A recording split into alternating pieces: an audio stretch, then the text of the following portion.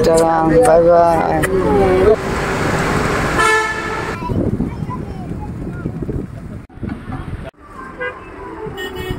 High, আমি JMP. তো এই ব্লগটা হচ্ছে আমার কক্সবাজার এবং বান্দরবন ট্যুরের লাস্ট ব্লগ।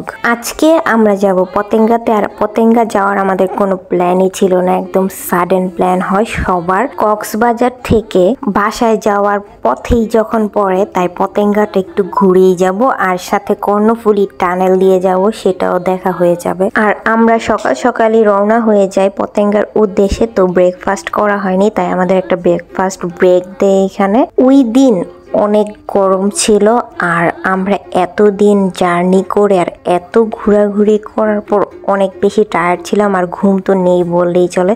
তো বাসে ইচ্ছা মতো ঘুমাইছি যতক্ষণ না পর্যন্ত কর্ণফুলী টানেল আসে। একদম কর্ণফুলী টানেলের সামনে গিয়েই সবার ঘুম ভাঙে। কর্ণফুলী টানেল দিয়ে যাবে, তো সেটা দেখার জন্য অনেক বেশি এক্সাইটেড ছিলাম আমি, কারণ এটার কোনো প্ল্যানই ছিল না। আমরা এখন কর্ণফুলী নদীর তলদেশ দিয়ে যাব, মানে সাইডে নদী দেখা যাচ্ছে আর ওইটার নিচ দিয়ে আমরা যাব। ভাবতেই কি অবাক লাগে আর কি ভাল লাগে দেখতে।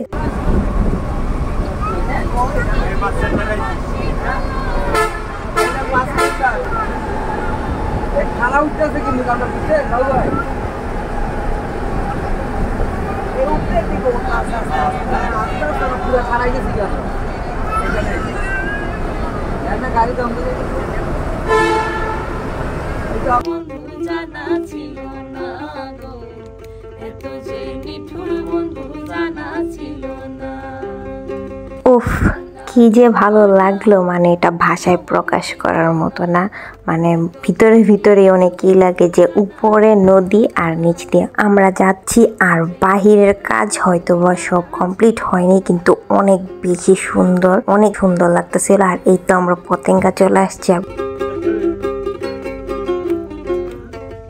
যে জায়গা দেখার প্ল্যানই ছিল না, সেই জায়গাও দেখে ফেললাম। পতেঙ্গার এক আলাদা রকম সৌন্দর্য রয়েছে, যেটাও দেখা হয়ে গেল। সমুদ্রের পাশেই সাইডে বসার অনেক জায়গা ছিল, ওইখান থেকেই আমরা একটা ফুচকা অর্ডার করলাম, আর ফুচকা এনজয় করতেছিলাম সমুদ্র দেখতে দেখতে। এবং অনেকগুলো দোকান ছিল যেখানে অনেক কিছু পাওয়া যায়, অনেক রিজনেবলও ছিল প্রাইস মোটামুটি। আমি এখান থেকে মোটামুটি টুকিটাকি অনেক কিছুই কিনি। আর হচ্ছে আইস ললি, আমি এটা কিভাবে মিস করি। পতেঙ্গা তো আসছি, আইস ললি না খেলে চলে বলেন? আমার পুরো জার্নিটাতে আইস ললি খেয়েই আমার সব থেকে বেশি ভালো লাগছে। তো দেখতে দেখতে পতেঙ্গা আমাদের একদম সন্ধ্যা সানসেটের টাইম হয়ে গেল।